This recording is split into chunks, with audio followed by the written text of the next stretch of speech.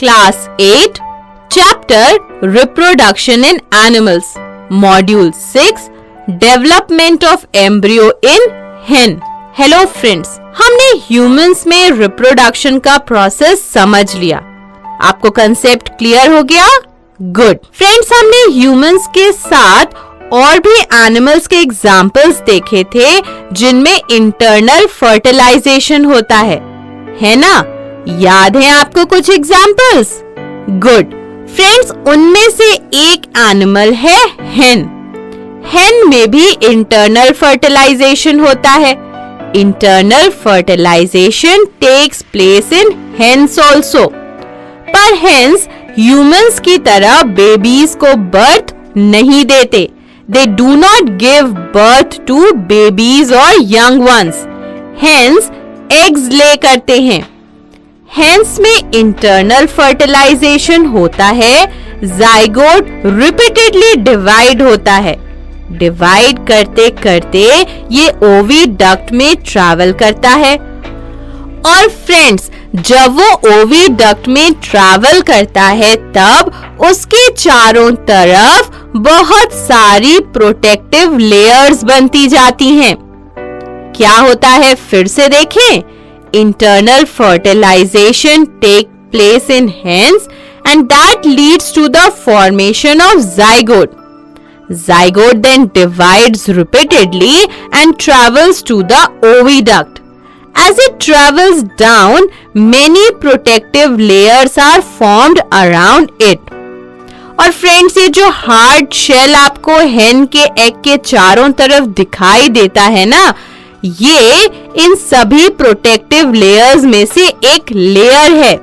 The hard shell that you see in a hen's egg is one such protective layer.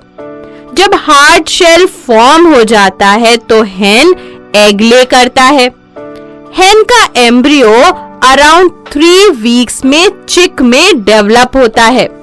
Friends, आपने देखा होगा हेन को egg पर बैठे हुए. क्यों बैठता है हेन एग पर, पता है आपको? हेन एग पर बैठकर एग को वार्मथ प्रोवाइड करता है. So why does the hen sit on the egg? The hen sits on the egg to provide it sufficient warmth. और इस पीरियड में एम्ब्रियो का डेवलपमेंट होता है चिक में. जब चिक का डेवलपमेंट पूरा हो जाता है तो एग शेल बर्स्ट हो जाता है और चिक बाहर आ जाता है. When the development of chick completes, the egg shell bursts and the chick comes out and this is called hatching. इसे hatching कहते हैं. चिक एग से बाहर आ जाता है और फिर एडल्ट hen में डेवलप हो जाता है. The chick comes out of the egg and undergoes the development process to become adult hen. तो फ्रेंड्स, समझ आ गया आपको हेन्स में इंटरनल फर्टिलाइजेशन और डेवलपमेंट? गुड. तो फ्रेंड्स, हमने देखा कि ह्यूमंस बेबीज या यंग वंस प्रोड्यूस करते हैं और हेन्स एग्स ले करते हैं, है ना?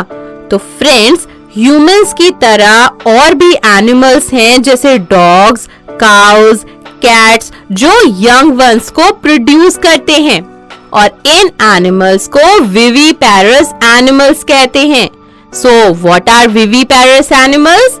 The animals that give birth to young ones are called viviparous animals. और फ्रेंड्स, हेन्स की तरह कुछ और एनिमल्स हैं जैसे कि फ्रॉग्स, लिजर्ड्स, बटरफ्लाइज जो एग्स ले करते हैं और इन एनिमल्स को ओविपेरस एनिमल्स कहते हैं. क्या कहते हैं? Oviparous animals. So what are oviparous animals? The animals that lay eggs are called oviparous animals. Clear हो गया आपको ओविपेरस और विविपेरस का कॉन्सेप्ट? अब फ्रेंड्स, जो भी एनिमल्स यंग वंस के फॉर्म में बॉर्न होते हैं या एग से हैच होते हैं वो ग्रो करते हैं जब तक कि वो मैच्योर नहीं हो जाते, अडल्ट नहीं हो जाते. The new individuals that are born or hatched from the eggs continue to grow till they become adults. Mostly young ones अपने parents की तरह ही होते हैं, जैसे humans, cats, dogs, cows जैसे animals में. बस वो grow करते हैं size में और mature होते हैं. Young ones of most of the animals are similar to their parents. But friends, कुछ animals में young ones अपने parents से बहुत अलग दिखते हैं. In some animals, the young ones are very different from their parents. जैसे कि frog का young one tadpole. Frog से बिल्कुल ही अलग दिखता है ये.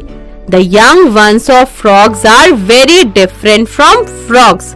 इसी तरह से mosquitoes और butterflies के young ones, larva या caterpillar अपने parents से बिल्कुल अलग दिखते हैं. Egg की hatching से लेकर adult individual form होने तक में इनकी कई developmental stages होती हैं. आपने lower classes में butterfly की life cycle पढ़ी है ना? Butterflies egg lay करती हैं. Eggs की hatching होती है और larva caterpillar बनता है. Larva या caterpillar pupa में change होता है और उस pupa से adult butterfly बनती है. In the life cycle of butterfly, an adult butterfly produces eggs. Larva or caterpillar is formed by the hatching of eggs. Larva changes into pupa and from pupa an adult butterfly comes out. तो eggs की hatching के बाद भी baby के born होने के बाद भी development होता रहता है जब तक कि animal adult individual नहीं बन जाता, mature नहीं हो जाता. यहाँ तक का concept clear हो गया आपको?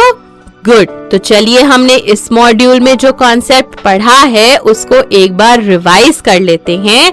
हमने इस मॉड्यूल में पढ़ा कि internal fertilisation takes place in hens also.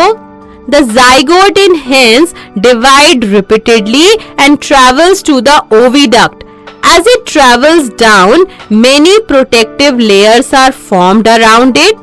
The hard shell that you see in a hen's egg is one such protective layer. A hen sits on the egg to provide sufficient warmth for its development. इसके बाद हमने viviparous और oviparous animals का concept discuss किया था कि the animals that give birth to young ones are called viviparous animals.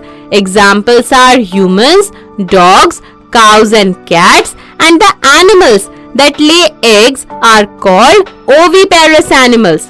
Examples are hens, frogs, lizards and butterflies.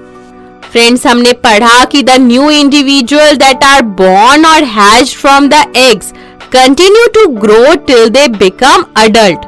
Young ones of most of the animals are similar to the parents, and in some animals the young ones are very different from their parents. तो friends, I hope इस module में हमने जो concept पढ़ा वो आपको अच्छे से समझ आ गया होगा.